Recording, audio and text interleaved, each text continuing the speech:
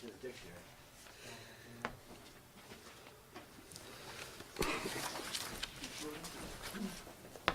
Welcome, Greg Duggan. 2 minutes. Yeah. Early, really. Oh, yeah. Because that's what the public is like. I thought you were knowledgeably, intelligently moving it further away from No, me. making sure it's split between the two. Hi, Elaine. I ran by you without saying hi. Hi. Hi, Andy. Hi, Evan. Hi, Greg. Kathy. Patrick. Scott, you hear me good? Okay. I'm going to turn this just a little. How's that? I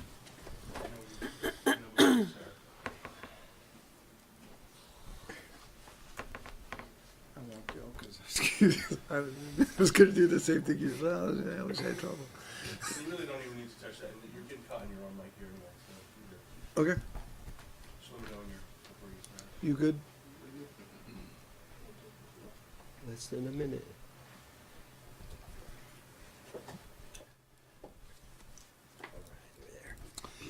Good evening, everyone. Tonight's meeting is the Select Board's reorganization meeting, and until a chair is selected, I will conduct tonight's meeting. First, can you please join me in the Pledge of Allegiance? I pledge allegiance to the flag of the United States of America and to the republic for which it stands, one nation, under God, indivisible, with liberty and justice for all. Thank you. Our first order of business is to accept nominations from the Select Board for the position of Chair. Are there any nominations? First hand up.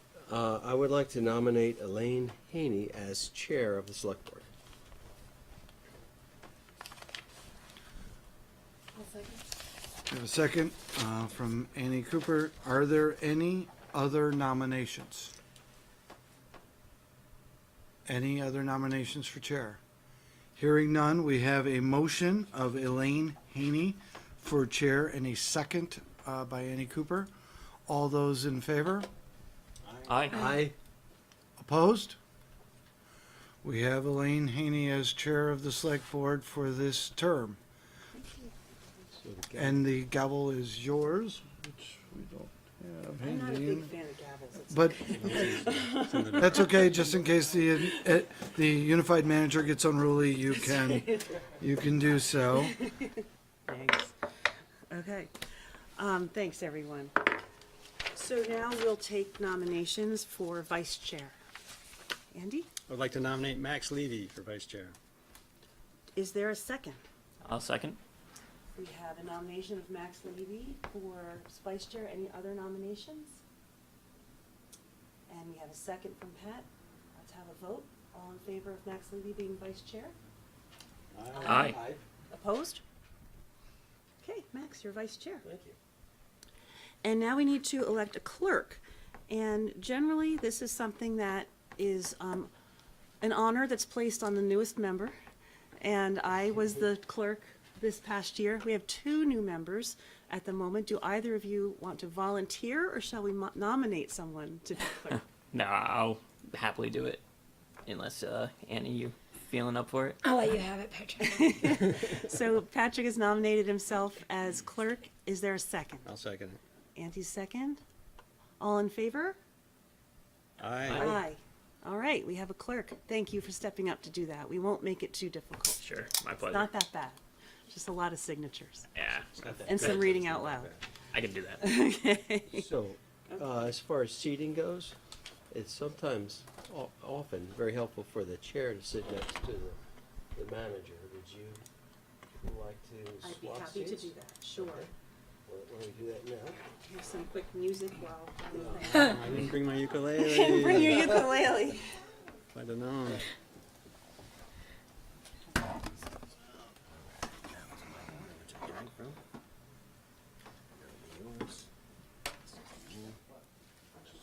That is yours. All right.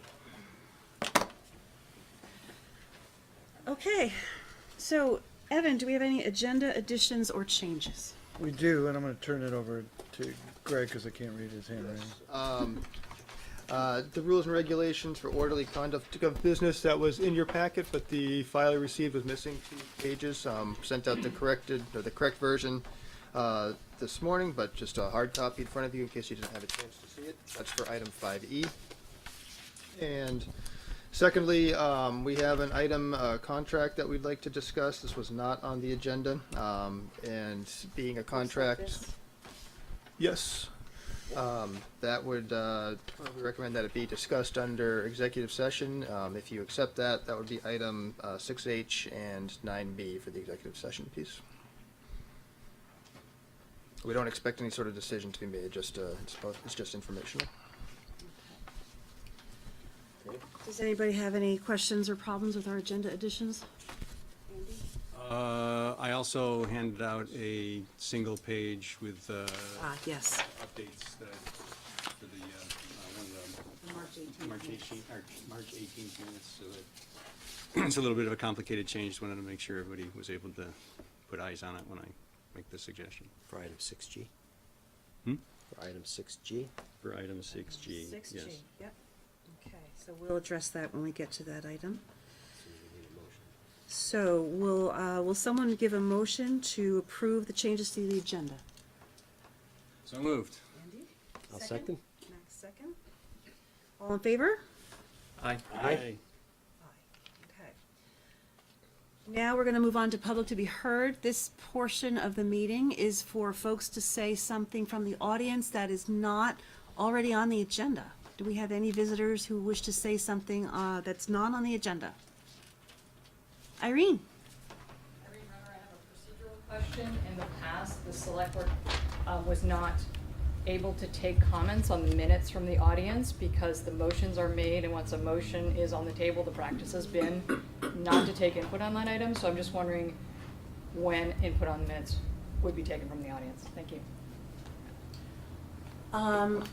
Normally, we don't get a lot of comments on requests for changes to the minutes. I would recommend that if you have changes, what you've done in the past is marked up a copy and handed it in. If you'd like to do that, and we can take them under consideration. Okay. Anybody else? Items that are not on the agenda? Okay. Let's move on to the first business item, which is first-class liquor license renewals. This is an opportunity for merchants in the area to renew their liquor licenses, and the select board will act as the Board of Liquor Control for this portion of the meeting. Is there anybody in the audience today who is from any of the merchants that are on the agenda? Don't think so.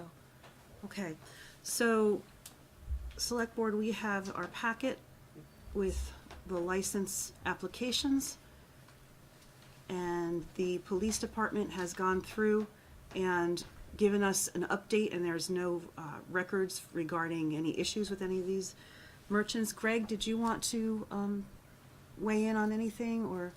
No, I'm happy to try to answer any questions you have, but the applications have been vetted by the police and the clerk.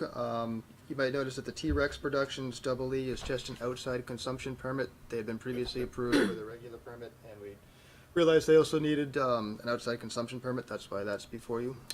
But otherwise, it should be pretty straightforward and standard procedure. All right. So, unless board members, Andy? I move that the select board approve first-class liquor license renewals for Hornets Nest Pub LLC, doing business as Hornets Nest Pub with outside consumption permit, Stevenson Incorporated, doing business as Hoagie's Pizza and Pasta, and T-Rex Productions LLC, doing business as EE outside consumption permit. All right, would anybody like to second? I'll Oh. second. You got that? Okay, and that T-Rex was just for the outside consumption? Just for Right, right? consumption. Okay. Okay. All those in favor of approving the first-class liquor excuse me, are there any other comments regarding these particular licenses? On the Hornets, Andy, you put in there that it's with an outside consumption permit? Did you say that? Yes, I did. Okay, Yep. great. My only other comment is, I just want to say that the clerk's office is doing a bang-up job with these. They're very complete and accurate, so I just want to say thank you. All the i's are dotted and all the t's Yeah. are crossed. Really appreciate that the select board has moved into more of a consent type atmosphere with these and not having the liquor establishment owners have to come if they have had a clean year without any violations or any issues with the police department. We have gone to this format. We still do give them the usual admonishment of that we do take our liquor licensing very seriously as we do the enforcement of the liquor laws. And with no violations, we're happy to enhance the system to be quicker and not take them away from their place of business. Next. And if there is even one violation, though, they will be asked to come back for their next renewal, right? Okay, excellent. And even though they're not here, they will still be receiving our usual admonition through their notification that their application's been approved. Yep. So. Yes, Okay. ma'am. Okay, so we have a motion, and Pat, you seconded the first class. So unless there's any other comments, all those in favor of approving the first class liquor license renewals, please say aye. Aye. Opposed? Okay, they pass unanimously. Now we have the second class liquor license renewal. There's one merchant. Andy, you wanna? Sure. I move that the select board approve second-class liquor license renewal for the Valley Vape Company LLC doing business as the Valley Vape Company. I'll Wait a second it. second. Comments? Questions? Good to me. Everybody's good? Andy, did you have a question? No, sure. Oh. All right, well then let's have a vote. All those in favor of approving the second-class liquor license renewal of Valley Vape Company, signify by saying aye. Aye. Opposed? All right. Moving on to section 6C, and this closes the portion where we act as the Board of Liquor Control. Aaron Martin, come on down.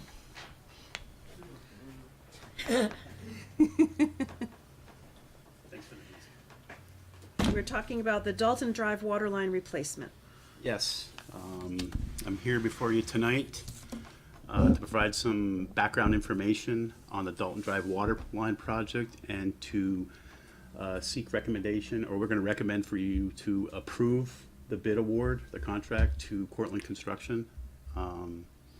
We opened bids last month, March 14th, and had 9 bidders, so we had a good pack. The engineer's estimate for this project was on the order of $520,000, and the low bid provided by Cortland Construction came in at $369,707.65. They're a great company. I've worked with them quite often in the past. They've worked for the town on numerous projects, similar scope, scale, and looking for a recommendation to award it to these folks. I think we got a great deal. And I'm here to answer any questions you may have about the project itself. Any members have any questions for Aaron? Aaron, I do have one question. I'm not going to get too ticky-tacky about line item stuff, but I was wondering why we're getting such a great deal, as it were, because this seems dramatically lower than all of the other bids. It does, and So I was just wondering what might be the background behind. and the engineer in me, my radar goes up when I see Yeah. a bid like this that comes in that low. And we asked them that, and both our consultant, Alderton Elliott, Jason Booth, he's the PE over there, the project manager for this, and myself discussed this. We couldn't really see any, he put there's a couple line items on earthwork that he, in the trades we call penny the line item. And what that basically amounts to is 1 penny for the quantity there. But they were for rock excavation, boulder excavation, ledge. It's 40th and Allen, and it's sand, 14, 15, 20 feet down. So that was one area where I think the unbalanced bid, where they came in so low.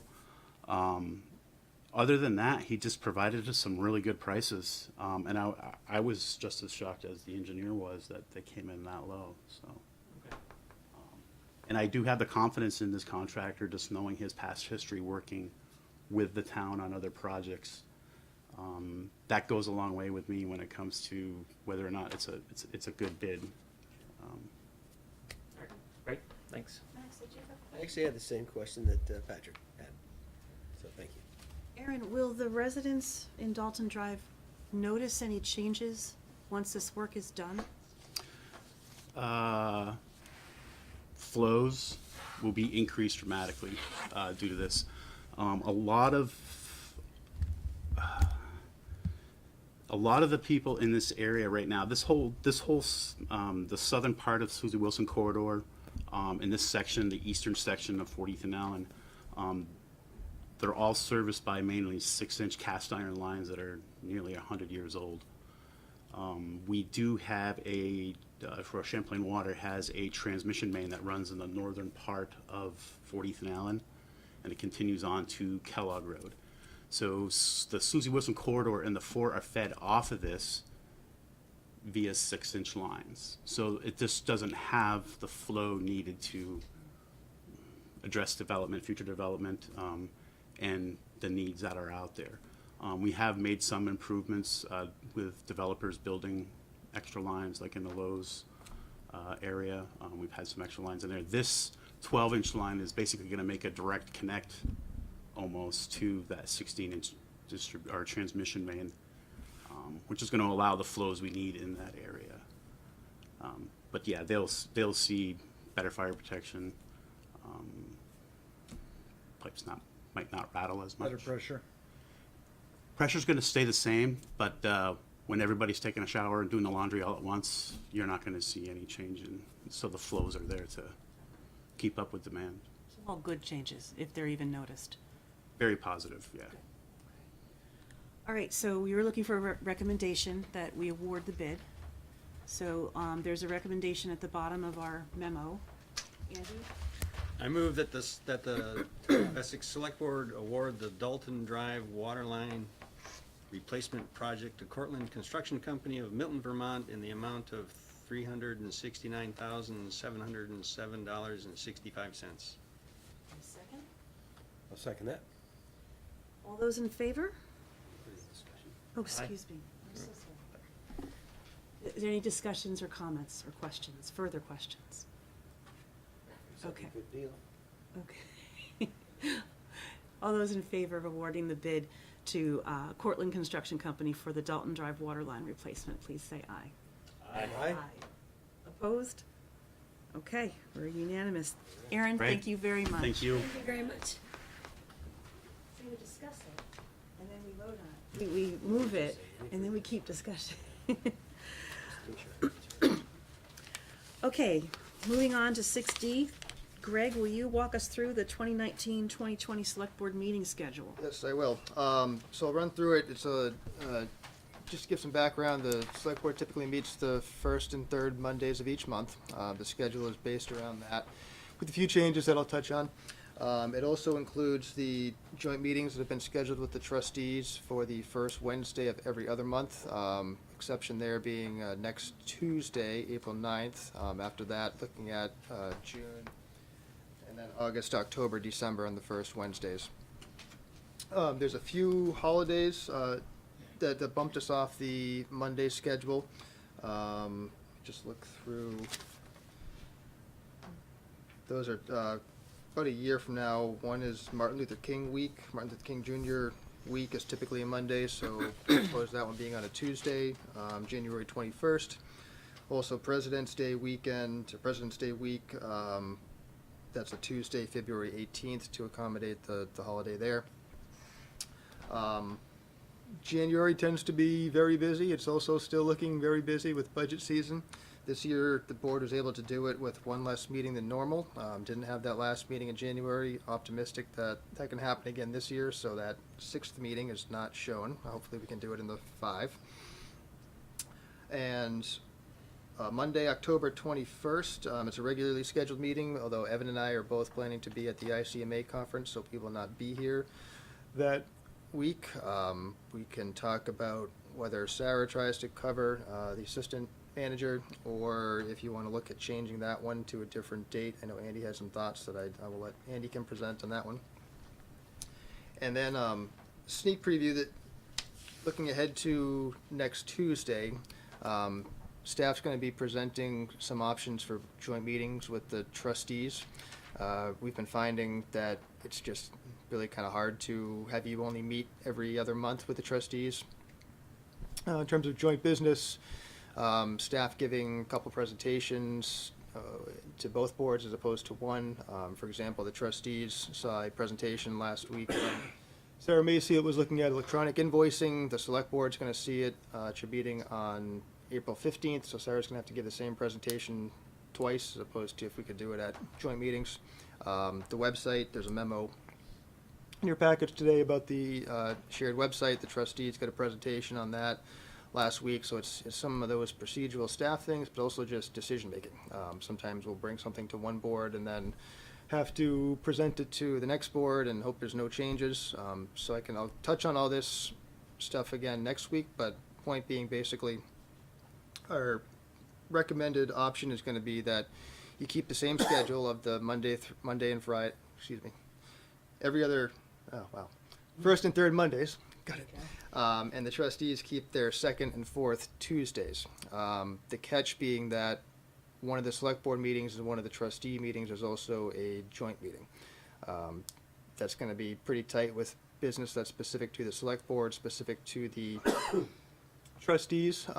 Staff thinks we can put some more stuff on consent agenda, and hopefully you'll trust us with that. We can have that conversation again more next week. But if that's the way we go, it'd probably be helpful to save about half an hour, 45 minutes for individual board business and start the joint part of the meeting afterwards, after you get through to some individual stuff.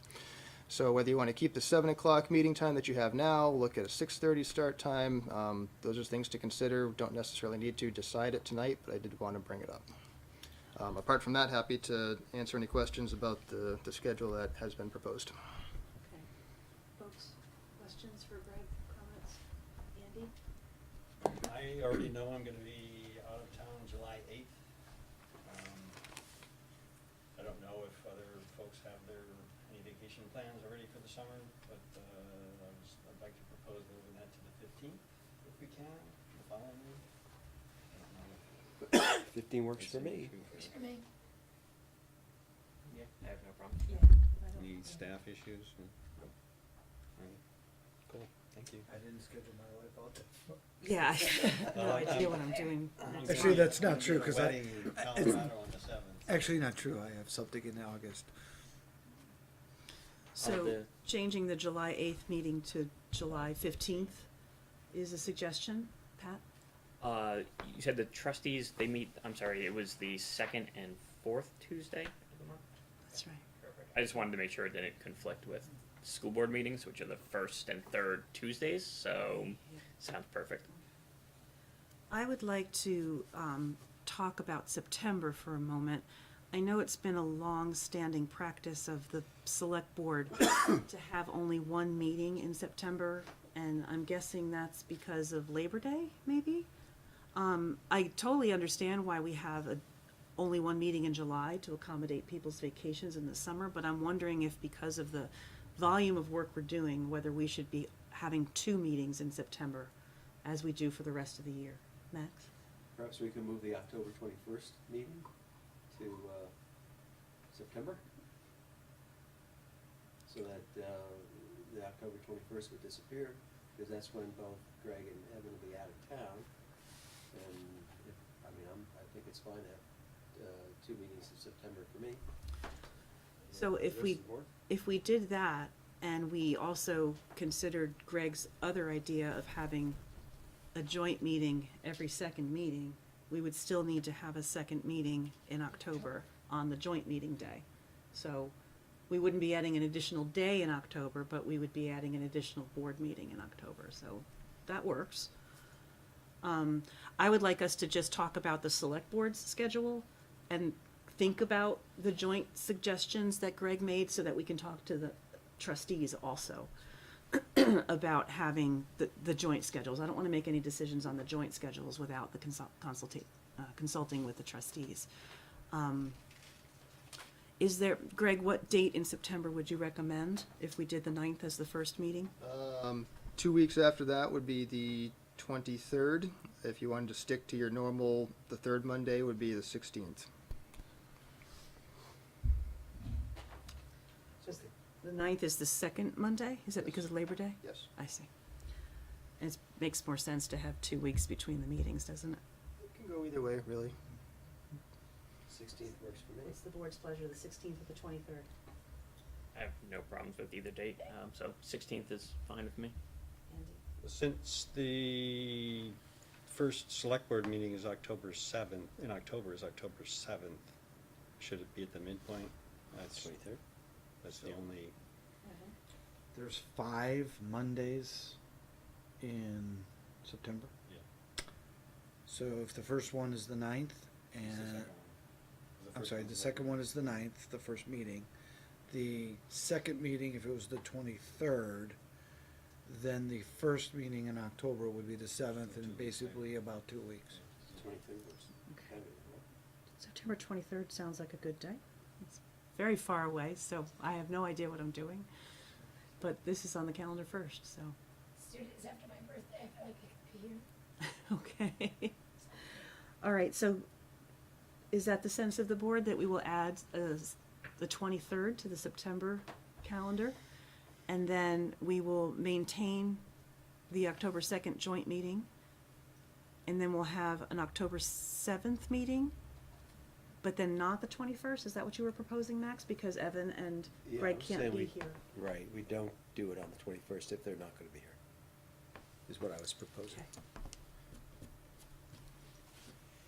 Delete the 21st. Do we want to move the 7th a little further into the month? Will that be helpful to either of you?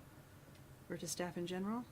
I can bring this up with the trustees meeting, because they, October has 5 Tuesdays in it, so their fourth Tuesday is actually the 22nd, which will both be gone then as well, so. We could look at doing the 14th as a holiday, but October 28th, 29th. If you wanted to keep the 2 meetings in October.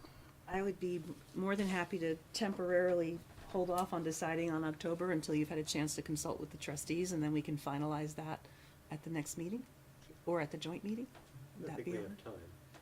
right? We have time. Okay. So I would like everyone to think about Greg's proposal to have every other meeting, so one meeting a month is just the select board, and then the next meeting is a joint meeting with the trustees. And just think about that, and we'll talk about it more when we come together on the 9th with the trustees. So, does anybody have any other comments or questions, Max? What about the start time? I think I heard, I mean, this is a time to perhaps have a different start time? That's a good question. So Greg, I think you were saying that the joint meetings, when they are at Lincoln Hall, would start at 6:30. The trustees start at 6:30, all their meetings. The joint meetings have always been starting at 7 o'clock. I was just thinking if the boards do end up doing the proposal of having the 4 meetings and having joint meetings twice a month on that regular schedule, that it might be more consistent to have a regular start time for the board members, for the public, just so it's easier to keep track of 6:30 with a 7 o'clock start time for the joint meetings. Another option is to continue starting at 7 o'clock for the 7 o'clock for the select board, 6:30 for the trustees, and always start the joint meeting half an hour after that. It's not as consistent, but still leaves a little bit of time, so. And when you're thinking about the public trying to keep track of when we're meeting, having a consistent start time for each board meeting of 6:30 would probably be helpful. I would think so. And then if a individual board meeting goes a little longer, is it okay if it goes longer into the time that's supposed to be scheduled for a joint meeting? I mean, I think that's a discussion for the joint boards. That's one option. That's one way to do it. Another way to do it is to start the joint meeting at whatever time it's scheduled to start and then continue the board-specific So- business afterwards. yeah, okay. Back in the day, select board meetings used to start at 7:30, and I reluctantly agreed to go to 7 o'clock. Going to 6:30 is gonna be even more challenging. We want to make sure that we can accommodate everyone's work schedules and family time. 7 p.m. is, 6:30 is too early in my opinion. 7 p.m. is better. Okay. Pat, any thoughts? Super easy. Okay.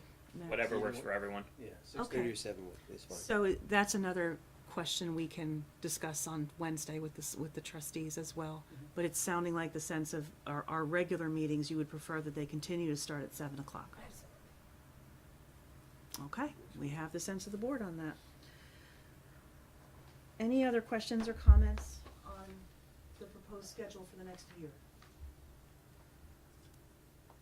Okay. Andy? Make a motion that the select board approve the meeting schedule for 2019-2020 with the following changes. Move the July 8th meeting to July 15. Add a September 23rd meeting and delete the October 21 meeting. Second it. Did you have I'm sorry, Andy, not to, I thought we said move October 21 to 28. I thought we were gonna just check with, Greg was gonna check with the trustees on the second October meeting. Was that accurate, Greg? Yeah, We cause they need to have, ask the village about their meeting the 22nd to the 29th, or are we just gonna hold both of them off until then? If the board wants to commit to the 28th now, we can do that, or we can discuss it. we could, it would be fine if we made the joint meeting for October, the later date, and then determine whether it should be a trustee meeting that the select board is coming to, or a select board meeting that the trustees are coming to. I just have, I was writing my notes, so that, Okay. so if you make the motion, that's fine. We'll eliminate the 21st. Yeah, so we still need to confirm the 28th or the 29th. Okay, so we have a motion on the table. Is there a second? Max? Given that we went to discussion without a second, I think it's seconded by fiat, right? By, By the discussion, well, I prefer not to. it's just, I guess procedurally, we, went to discussion before the second. Of course. All those in favor of the schedule as proposed? Aye. Aye. Opposed? No? Who knows? All right, so thank you guys for working out this schedule. Now we're gonna move on to 2 items that are basically ministerial, that we do every year. The first is the approval of rules and regulations for orderly conduct of business. Greg, would you give us a review? So these are the rules and regulations for orderly conduct of business. It basically speaks to the different types of select board meetings that take place, and then gives some rules and regulations for how to proceed during the meetings, responsibilities of the chair, how to take motions and votes. It's the same thing that was approved last year. There were a few changes last year that the board discussed. Staff is not proposing anything, but it's something that the board sees each year at your reorganizational meeting, just to take a look at it, review it, and make any comments, and if you have any, and if not, to accept it for another year. So this is not the kind of document that we sign every year. This is just an existing policy that we all acknowledge that we have read and will follow. Yes. Okay. Does anybody have any questions about this policy? Andy? A couple of comments. I've noted, if we make any changes to it, I've noticed that in a couple of places it says town manager. I don't know if we want to update that. As I said, if there's any other reason to update it, just making that comment. In the participation section on page 2, section 4, talks about agenda. We did have a question during the past year about who is able to suggest items or place items on the agenda. And it's not necessarily clear. It says any person is the phrase that it's used in here. I'm just wondering if we would like to clarify that so that it's not unobvious. Do you have the 3-page document or the 5-page document? Oh, I have that. Have it. I have the 5 now. This is the document that That's under was. agenda number 4. Yeah, under Just the agenda, odd agenda pages. number 4, it's, if you go, the end of the third line, it starts with any, and then it goes any person. So it says, any person may request a new business item be placed on a regular meeting agenda. And we had we had a discussion about that during the year, just want to bring up the question of whether we want to clarify that phrase. Did you have, yeah. For those, we did look into this. The word is may request. They make a request to the unified manager. It is up to the manager to decide whether it fits on the next agenda or any agenda, for that matter. But we certainly can try to clear up that language. This would be an appropriate time. Is there a difference between the phrase any person and a board member? There's a lot of difference to In that. the case of this, because I read this to, I interpret this to say, any resident, any person Yeah. can come to you, Evan, and say, can we talk about this? Whereas if Andy has an agenda item, he might come to you and to the chair. Or we may decide at a meeting to add something to the agenda. There's another sentence later on in that paragraph that explicitly says that select board members can request something. So select board Okay. members are handled separately in a question, in the paragraph. This any person thing could be, any person Anybody. could walk in, don't have to be a resident. So just, I don't know if we want to, I don't have any language to suggest to you. But I don't know if we want to leave it the way it is or whether we want to update it, make it clearer. I'd like to clarify it. And how much more clear does it need to be? Well, I guess maybe we should have the discussion about who is able to, I guess any person may is still okay, right? Because then anybody could walk in and ask you to talk about something. You don't have to, apparently, or we are interpreting it to say we don't have to accept that request. Especially if it has been discussed previous.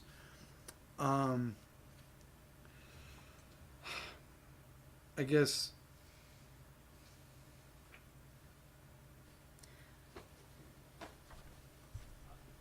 no, I'm just letting the chair know that you have your hand up. I can't Yeah. recognize you.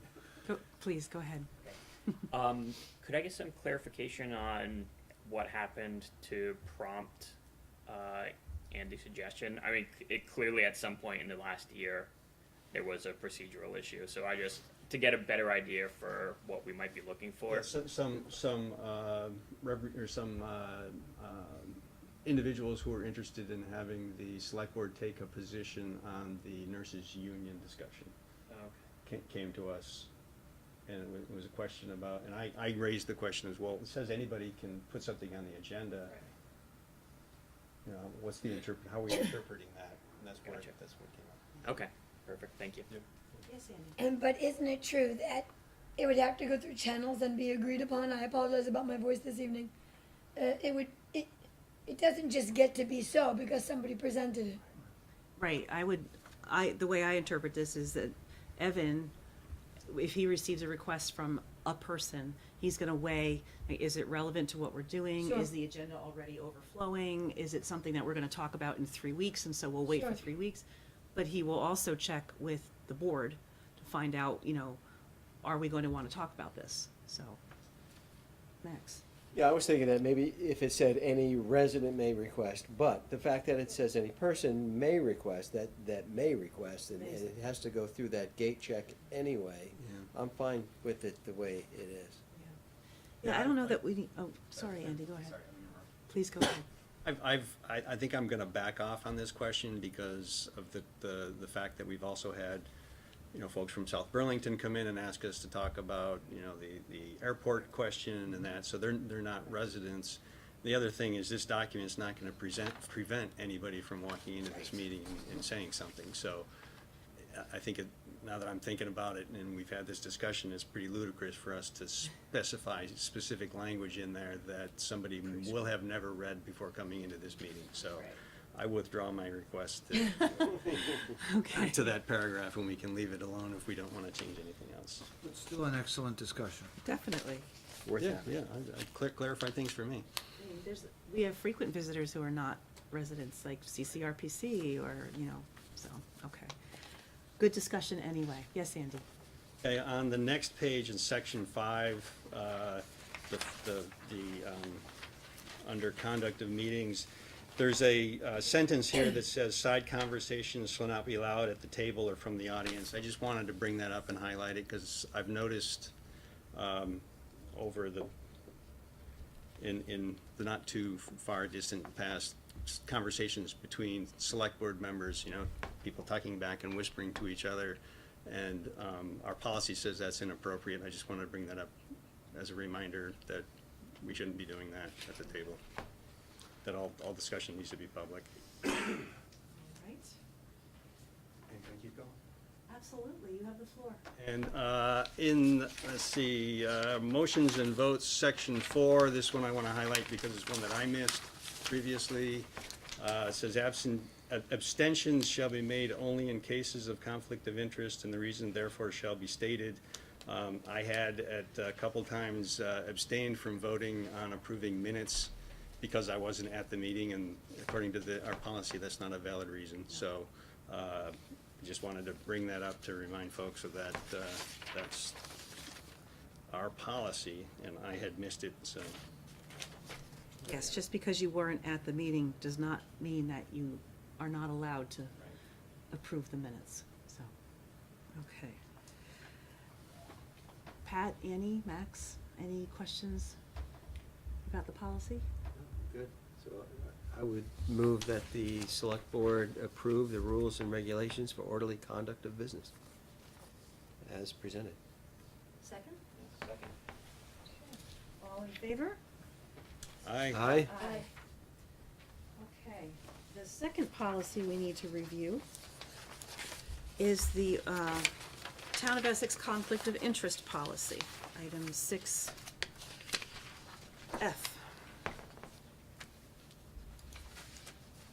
Greg, would you give us a rundown? I will. I'm just pulling it up for the audience. Similar concept to the rules and regulations. This is something that the select board adopts or accepts again every single year. No proposed changes from staff this year, but it just lays out the different possibilities of conflict of interest or perception of, and how to handle that at the board level. Rinse and repeat. Any questions or comments from the board? Andy?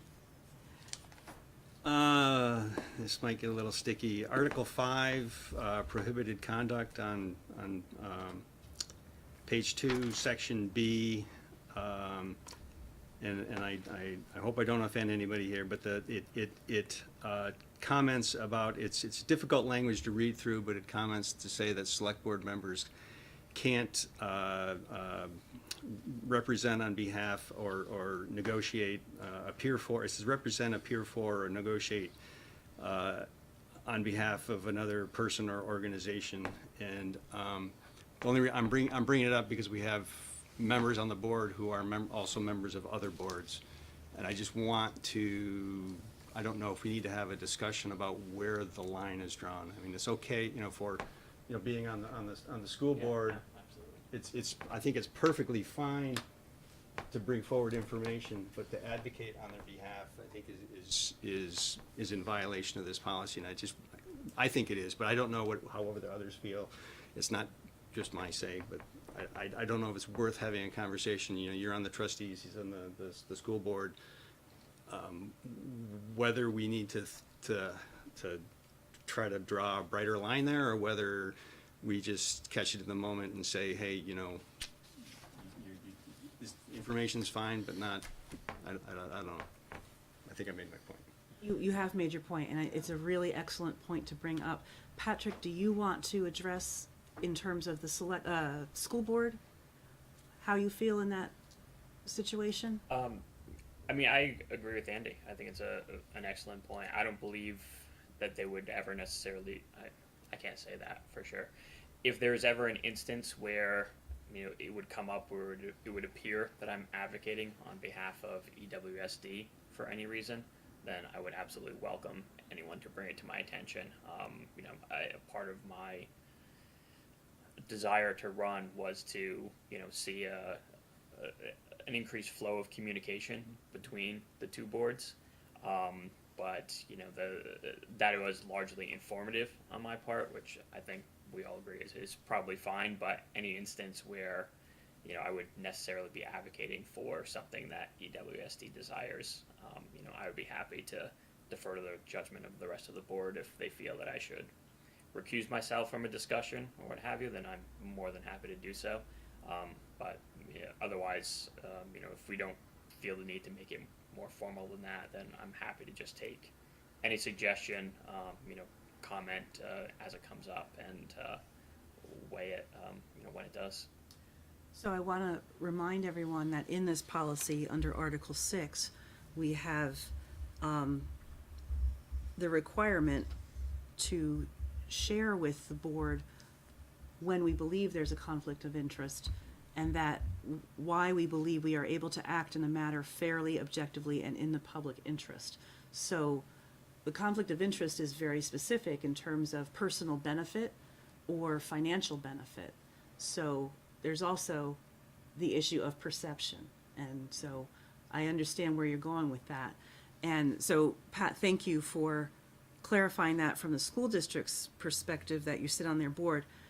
That has been a very murky conversation in regards to me and my situation. So I'm going to take the opportunity right now to share something that I was planning to share on Wednesday at the village's annual meeting, and let everyone know that I will be stepping down from the Board of Trustees effective today, because you have done me the honor of selecting me as chair. I don't want to have any more of these questions about which board is appropriate to be referring to, and the position of chair is a higher level of commitment and focus than being a general board member. And so I plan, effective right now, and unfortunately President Tyler's not here anymore, but he is aware of my decision, and I was planning to share that with the village voters on Wednesday at their annual meeting. So I just want to make sure that perception does not exist when it comes to me. So there's that. Anything else in regards to this policy? Andy? One personal note is that I have signed a code of conduct with my employer that will occasionally force me to recuse myself if there are topics that could be perceived as benefiting my employer. So I just want to make everybody aware of that. That comes up occasionally. Maybe been with them 3.5 years. I think it's come up maybe 5 or 6 times I've had to recuse myself, but that will happen occasionally. Can I keep going? Another thing? Please. Okay. Last item, I promise, is we don't have our communications policy here tonight, and we also haven't closed the social media policy yet, or haven't approved one, and I just have question about a select board member moderating a Facebook page with the title Essex VT on it. I have concerns about that. And I don't know if your plan is to continue to do that or not. Let me get my voice on. I'm sorry. Andy, you're asking this question in regards to the code of conduct? In regard to the code of conduct, right, is there a conflict of interest, or a perception of a conflict of interest? One of the things that concerns me, and I just realized it's inappropriate for me to ask Annie a question. I should be talking to you. Oh, I'm sorry. no, I violated our another policy. And so I'll defer my comments here. But I don't want the select board to be in a position of having a member of our board be accused of censoring something that's put up on that Facebook page. If something's put up that criticizes the select board and uses inappropriate language that should be taken down, I am concerned about the perception that a select board member is removing moving that content. And so that's an example of where I think a problem could occur. And maybe it's not appropriate for this policy, but we don't have the communications policy in front of us tonight. So maybe the discussion needs to be deferred, but I didn't want to leave it too long. Well, if I might just have a quick response, and then Annie, I want you to respond. Keeping in mind that I think that communications policy is separate, but it does touch on conduct, so I get why you're bringing it up. But again, the acting fairly objectively and in the public interest, we are all aware of Annie's involvement in the Facebook page. So in terms of the policy, I think we're okay. But Annie, I would like you to address Annie's concerns, and we don't have to iron this out today. We can have this conversation subsequently and work things out. First of all, I think I understand why you turned to me. I think you were making sure that I was feeling respected, and I appreciate it. I'm 100% confident in serving my role here and also serving my role as the Essex One Facebook page. It is, first of all, not any official governmental page. It is a page designed to help all people who live in Essex Junction and Essex Town, all of and or both, so that there can be a friendly, confident, comfortable social place to be. And my moderation is wildly transparent. I remove almost nothing. Anything I do remove is very apparent. And we went through some stumbles in the beginning about what that should look like. And I feel 1,000,000% comfortable with any discussion I have on there publicly being respectful to my role here. Annie, are there specific criteria that you have to follow regarding what might need to come down if something's posted on the page? Do you have rules that you follow? Yes. I don't want to start saying them offhand. There's a written set of rules established by Brendan Kinney that I have not changed. Basically, you may not attack businesses, people, families, personal people. You must be polite and respectful and use appropriate language for a social setting. Max? Yeah, this is a private Facebook page. It has nothing to do, it's not run or sanctioned by No. municipal government. So I would never tell Annie or Patrick or Andy what they can and can't do on their own Facebook page. And I kind of feel like that's what this one, I mean, it's a little bit more public than that, but it's not sanctioned by municipality. So I have no control over what they do. Max, the way Max phrased that gave me a thought. Yeah, it would be like asking me how I'm going to conduct myself if I'm at the Nest or I'm supervising an activity in another setting. It's what I'm doing as a private citizen in a way that is hopefully exemplary for conduct. So, in the absence of a finalized communications policy, I don't know that we can continue the conversation because social media does belong in Sure. that policy. Let's all continue to think about it. I agree with Max that there's this personal aspect of it and that the Facebook page is not sanctioned by the town of Essex. So that's a bright line in my opinion, but that's all I'll say. Annie, did you have one more I thing you wanted to did. say? I decided, the day I decided that I would get a petition to run for the Essex Selectboard, I made a decision that absolutely I would not even mention that I was going to run for this seat because I felt that that was not appropriate for me to have that conversation. As a matter of fact, it was Irene who told Essex, Vermont that I was running. And so I just graciously thanked Irene for letting people know, and I allowed that to pan out. I'm very grateful Irene, that you chose to join me in my choice.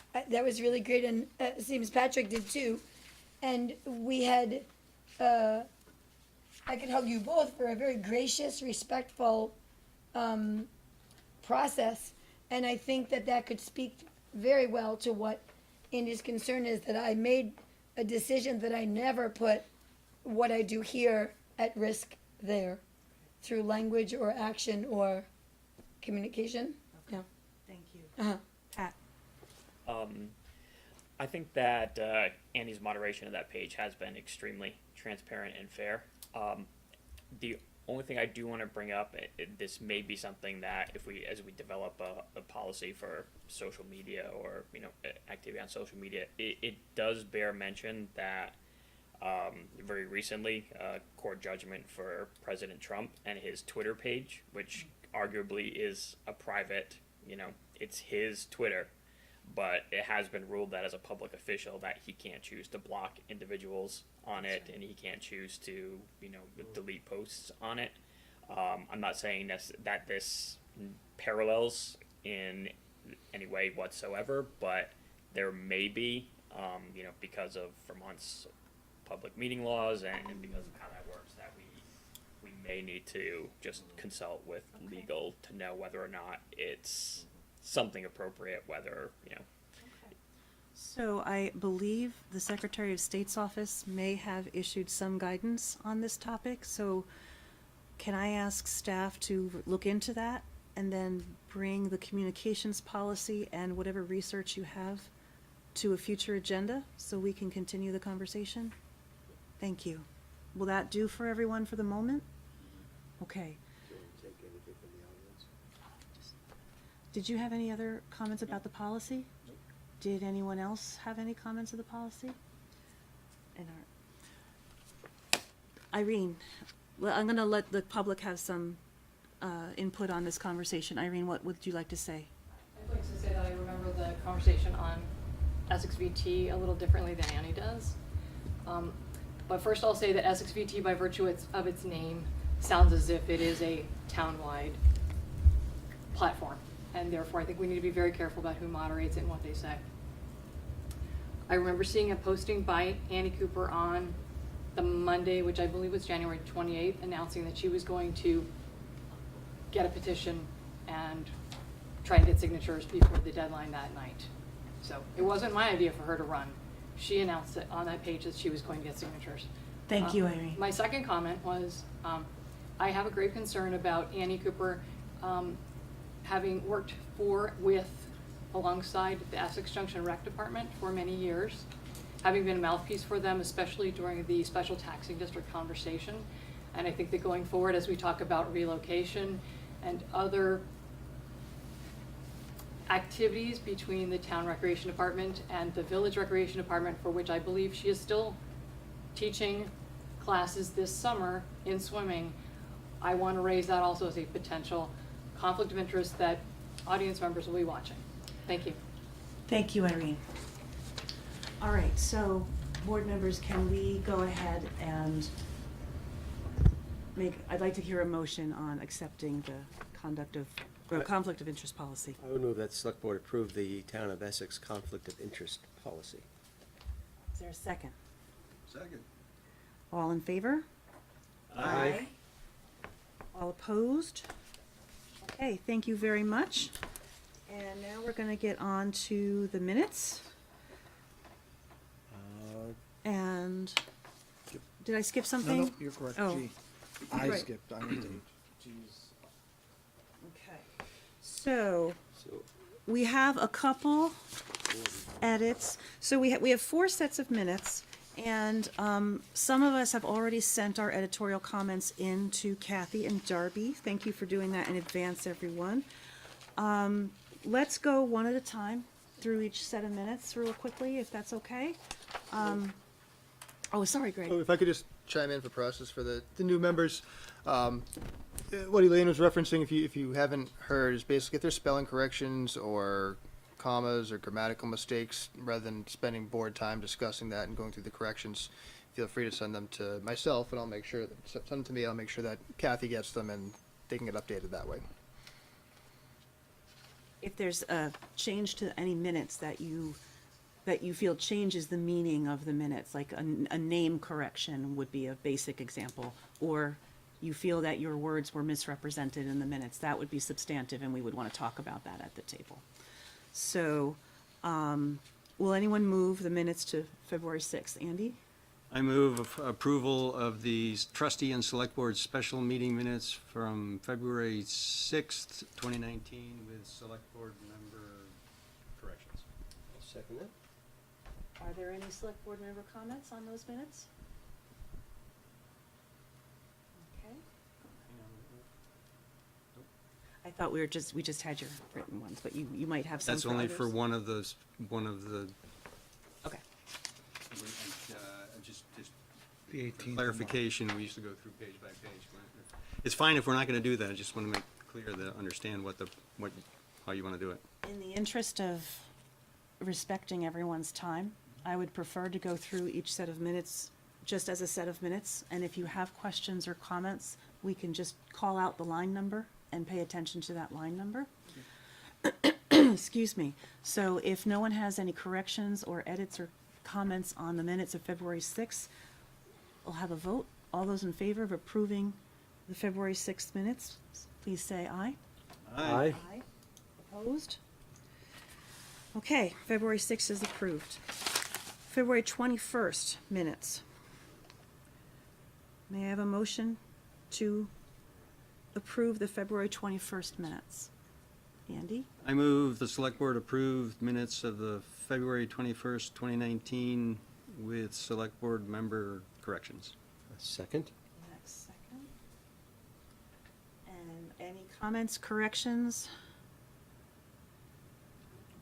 There they are, okay. And as I said, I've already handed in my edits, so I'm good. Any other questions? All right, all those in favor of approving the minutes from February 21st, please say aye. Aye. Aye. Opposed? Okay, unanimous. The next set of minutes, March 4th. Can I have a motion, please? Andy? I move approval of the annual town meeting select board minutes from March 4th, 2019 with select board member corrections. Second? Okay, comments, changes, corrections? None? All right, so hearing none, all those in favor of approving the March 4th annual meeting minutes, please signify by saying aye. Aye. Opposed? And our last batch of minutes of the evening, March 18th. I understand we do have changes. Can I have a motion to open the discussion? Andy? I move the select board approve meeting minutes from March 18, 2019 with select board member corrections. Second that one as well. Okay. Comments or changes to the minutes? Max? We have said in the past that our minutes are not transcripts, and it just gives you an idea of the discussion. The things that we read into the minutes have been most often, and typically the resolutions that have been presented in our packet to the board to consider. But what we have in the minutes of March 18th, from line 295 to 340, are word-for-word transcript of comments from a board member. What I would propose for the board to consider is that we strike lines 295 to 340 and change 293 instead to read, Ms. Renner read a farewell poem she wrote for Mr. Plagueman and a general farewell statement, period, is what I would propose. Point of order. Yes. I read the farewell into the record. And my understanding was the past practice on this board is when someone reads something into the record, it goes in word for word. Thank you. Thank you. We have a motion on the table to strike lines 295 to 340 from the minutes of March 18th. Andy, you had changes on lines 143 to 149. Do you want to review those, So are please? we, okay, we're gonna do. Generally, we approve all of the changes.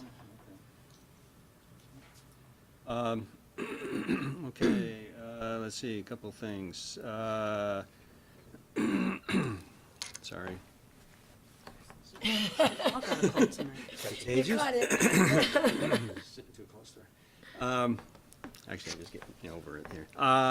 In the, let's see, line 59, the comments from during public to be heard, a number of people spoke, including myself, but my comments aren't in here, and I would like to add line 59, that Mr. Watts said Ms. Renner's work was an inspiration and he appreciated it. I would like to have my words included there, please. Does Kathy have a record of what you want to I add? gave her a copy of that. Other thing, next thing is on line 127. The sentence starts with all members of this, and it says all members of the select board strongly encourage the GMT. I'm concerned about having the word all there. I'd like to strike the word all, because this kind of implies that we took a position, and we did not. Sorry, line 127, the first word is all. I would like to strike that word all. Just capitalize members. Just capitalize members. And then line 143 through 149, I think didn't quite catch what was discussed. And given that it says Mr. Watts, Mr. Levy, and Ms. Haney, I'm going to need to understand whether you had a different memory of this than I did, and whether you were saying other things than I was. So what I was talking about was the assessment, not the route changes. The assessments that are associated with the route changes. So I'd like to change I handed out a marked up copy of those lines. And my intent, and again, Max and Elaine, you may have had different intent for that, so you may not agree with these words, but anyway. Oh, no, I'm fine with the change. So the way I'd prefer the paragraph to read is, Mr. Watts, Mr. Levy, and Ms. Haney expressed concern at GMT's proposed route changes, that GMT's proposed route changes will decrease the municipality's service hours by 26.4 hours without changing its assessment, period. For some reason, it came out as a apostrophe instead. GMT's charter states, GMT's charter states any change in the fixed route formula would require a vote at the municipality level. Mr. Moore said that GMT was planning to freeze the impact of the municipalities for fiscal year 20 and conduct a regional rebalancing for fiscal year ending 21 to be approved by the GMT board. And again, I'd like to say members felt that with only, rather than saying the select board, because that, I think saying the select board implies that we take a position again. So members felt that with only one representative on the GMT board, this would not allow the Essex Select Board to have an adequate say in the changes. Changes of the assessment. So, or not actually, the fact that they're not changing the assessment, although they're changing the routes. So, I'm saying more than I actually wrote on here, but I'd like to change the paragraph. I agree with the spirit of your edits. How's that? Yeah, that's fine. Okay. Were there any other changes to the minutes of March 18th that anyone wants to make? Okay. So we have a motion on the table to approve the minutes of March 18th with select board member comments, and we have a second. All those in favor? Do you have more discussion? Certainly. I'm strongly against taking out the lines that Max asked us to take out, and I'm gonna vote no. Okay. Any other discussion? Could I get some clarity, just because with Ms. Renner mentioning that she asked specifically to have those read in, what is what is the official stance? Is that accurate or inaccurate? I don't think we really have a policy. Oh, sorry. Max? I don't believe we have an official policy that states that, but in past discussions, talking about trying to trim the minutes to really, to be more than what the Secretary of State says they need to be, which is almost nothing. To compromise from having it be sort of a transcript, almost word for word, they never really were, but they were very verbose, to trimming them to get the feel of the conversation. And we've had a discussion in the past about not wanting to put things in verbatim. Even if you request them to be, that's fine, you can request them, but whether they make it into the minutes after they're reviewed and approved is another question. So I think in the spirit of the direction we've been going with minutes, that I felt it was appropriate to strike the word-for-word transcript from the minutes and put that line that says what was read, in general. How long are the meetings available online for Channel 17? In perpetuity. Forever. So my feelings are that every word that gets spoken at a meeting has opportunity to be viewed verbatim 24/7, yes? That is true. It's just a thought, not a, So, while I understand the desire, intensely felt on my part, to keep the minutes succinct. Oh, Andy, can I just finish and then I'll Yeah. call on you? I was just gonna hand it. In a similar vein that when we are at annual meeting and the voters ask us to reduce the budget by X, and then they say, we want you to add $100,000 to the budget for roads. The voters have the authority to ask us to add that $100,000, but we technically don't have to put it where they ask us to, but we always do. I feel in the same vein that when someone specifically says, a board member specifically says, I have something I want to read into the record, even though it's not a resolution passed by the board, which is pretty much the only other time we read something into the record, I feel as a courtesy to an elected board member, their words need to be put into the minutes.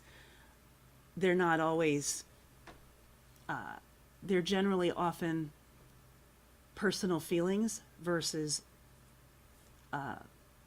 related to specific board business, and we don't always agree with them, but it's their right to have them read into the record and repeated there if that's their request. So I guess what I would say is going forward, that unless we have something exceedingly important to say, that we refrain from reading things into the record so that we can avoid the transcript aspect, but also that if we have personal comments regarding dissatisfaction with the way business is being done, that we should talk to our peers about it personally rather than take up board business doing it. So, I get it, but I don't support striking those lines either. So, does anyone else have any comments on the March 18th minutes? All right. Oh, Andy, I'm sorry, you had your hand up. So I'm confused because we're doing an all or nothing thing here.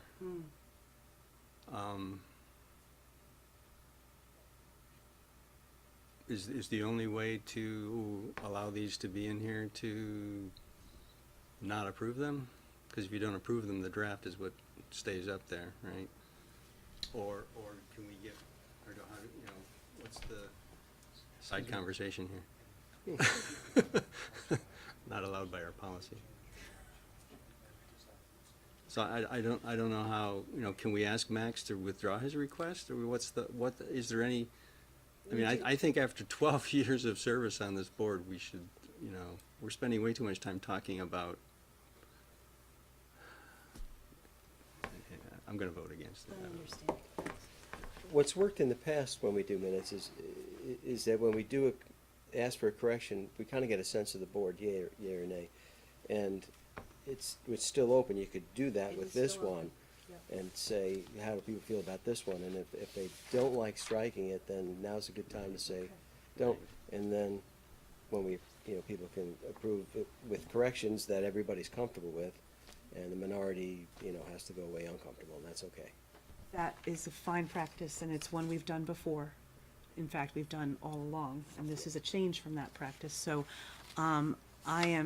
we have two significant changes to the minutes. The ones that Andy presented, lines 143 to 149. Is everyone comfortable with those changes? With Andy's, yeah. Andy also had a change to line 59 and a line 127. That seemed fairly minor. Are those okay? Okay. And then we have Max's request to strike 295 to 340. How do we feel about that? I'm not in favor. Andy's not in favor. I have zero, I don't have feelings about it either way. Okay. I mean, in general, I would prefer that meetings be, you know, very trimmed, concise. You know, again, as Max stated, not, you know, not a full transcript of the entirety of someone's, you know, speech or whatever. But I think that in this particular instance, as long as it's not something that we're going to do going forward and that people aren't going to abuse the process of it, then I'm happy to keep these ones in particular in here, knowing that in the future I will probably not be nearly as lenient as Okay. I am now. Thank you. Andy?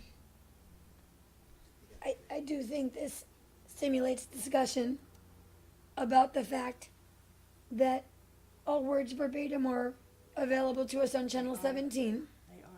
and that maybe there can be some procedural discussions or policy discussions about what, if we're gonna take this much time to talk about this right now, I would like to move forward by creating a policy that states what can be on the record and what cannot, so that we can maintain that succinct idea that you've got, while we also respect what we've said about now, because it's all available. And if we are looking for a more effective and efficient process, I'd like to choose that moving forward, and always remember that Channel 17 is available to us. Thank you, by the way. Sounds like a potential update to the code of conduct Great, that we just that's what approved. I'm thinking. Perfect. All right, while we are on the topic of the March 18th minutes, I have 3 members who are not wanting to uphold the striking of lines 295 to 340. So that's a majority of us, so we're not going to take those out. They're going to stay in. So now, Andy, your motion stands to approve the minutes with select board comments. Corrections. All those in favor of approving the March 18th minutes as corrected, signify by saying aye.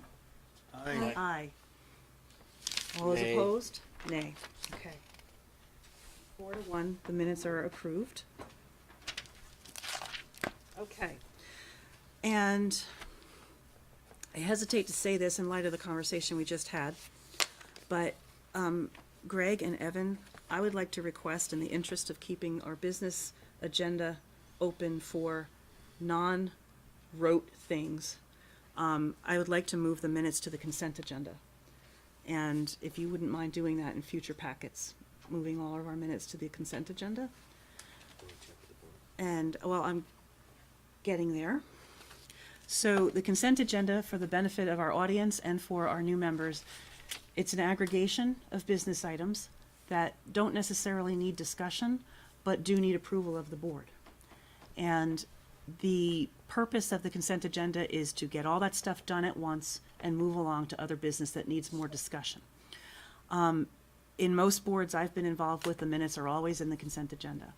You are never limited by seeing items bundled together from talking about any individual item. So if there's a consent agenda item, then when we get to that part of the agenda, we can say, I'd like to pull out item B for further discussion. And we would set it aside, we'd vote on the rest of the consent agenda, and then pick up that item that wants to be discussed. So there's never going to be a time where we're just going to stuff something in the consent agenda and no one gets to talk about it. So I just want to be really clear that that's how consent agenda works. So that said, I will take a motion to approve the consent agenda. Andy, I move approval of the consent agenda with select board member comments. I'll second. Okay. And let us discuss. Andy? So I think it was just said that proclamations are read into the record, and yet we have a proclamation in the consent agenda. We do. Should it be in the regular agenda, or? I recall reading that proclamation out loud last year. So, would you like to make a motion to pull the proclamation out of the consent I'd like to agenda? make a motion to pull the proclamation out so Okay. that we can have it read into the record, so it's verbatim in our minutes. Okay, Andy has moved to pull We're just item voting A. to. Exactly. Andy has moved to pull item A out. Can we have a second? Sure, I'll second. Second. And all those in favor of pulling out proclamation, item number A, And have the clerk. and have the clerk read it aloud into the record? Oh, well, now it's an A for me. All those in favor? Aye. Aye. Okay, let's vote on the rest of the consent agenda, and then we'll return to item A. Andy? Sorry, I just had we added a 6H, but we skipped over it when we got there, when we got to the consent agenda. I guess it's to go about executive session. It's for executive session, but I- so. I understand what you're saying. My apologies. We do have an item 6H, which is going to require us to enter executive session because it is a discussion of contracts. So that falls under executive session privilege. Right, but we normally do mention that and bring it up and cover it, but that's fine. If we can circle back to it, I guess. We So, certainly can. okay. Okay, so, Andy, would you like to move to approve the rest of the consent agenda that has not been pulled out? Thought I already did. Okay, we're gonna hold on to that. I Rules. second it. Okay. All those in favor of approving items B and C from the consent agenda signify by saying aye. Aye. Aye. Opposed? Okay. Now, proclamation for Kids to Parks Day 2019. Alrighty. A proclamation, Kids to Parks Day, Saturday, May 18th, 2019. Whereas May 18th, 2019 is the 7th Kids to Parks Day organized and launched by the National Park Trust, and whereas Kids to Parks Day empowers kids and encourages families to get outdoors and visit America's parks, and whereas it is important to introduce a new generation to our nation's parks because of the decline in park attendance over the last decades, and whereas we should encourage children to lead a more active lifestyle to combat the issues of childhood obesity, diabetes mellitus, hypertension, and hypercholesterolemia, and whereas Kids to Parks Day is open to all children and adults across the country to encourage a large and diverse group of participants. And whereas Kids to Parks Day will broaden children's appreciation for nature and the outdoors, now, therefore, be it resolved that the Select Board of the Town of Essex hereby proclaim to participate in Kids to Parks Day. We urge residents of the Town of Essex to make time, May 18th, 2019, to take the children in their lives to a neighborhood, state, or national park. Thank you for reading that into the record. My pleasure. All those in favor of the proclamation? We need There's a no motion motion. first. Oh, but you moved to. We moved it That was out. to pull it out. Okay, can I have a motion to approve the proclamation? I move approval of the proclamation for Kids to Parks Day 2019. Can I have a second, please? I'll second. You want? I'll second it. All right, Andy's got it. All those in favor? Aye. Signify by Aye. saying aye. Aye. Thank you. Opposed? Okay. Okay, and here we are at the reading file. You want to do 6H? Or did we? Well, I circled back briefly as we moved the consent agenda item, as Andy reminded me that I'd skipped over it. So now that we've had that attention on that item, I'd like to go to the reading file, and then we'll circle back to 6H. Again, for the new select board members' benefit and for the folks in the audience, the reading file is for your information. There's nothing in here that we're going to act on, there won't be anything voted on, but it's information that you should know. And sometimes it will contain information that we will discuss at another meeting down the road, so it's to prep you for things. And then there's an opportunity for select board members to make comments on whatever might happen to be on your mind. So with that in mind, does anybody have any comments? Max? Yes, under select board comments, I just want to welcome Patrick Murray and Annie Cooper to the select board, and believe we're going to have a great year. Thanks for your service. Anybody else? Andy?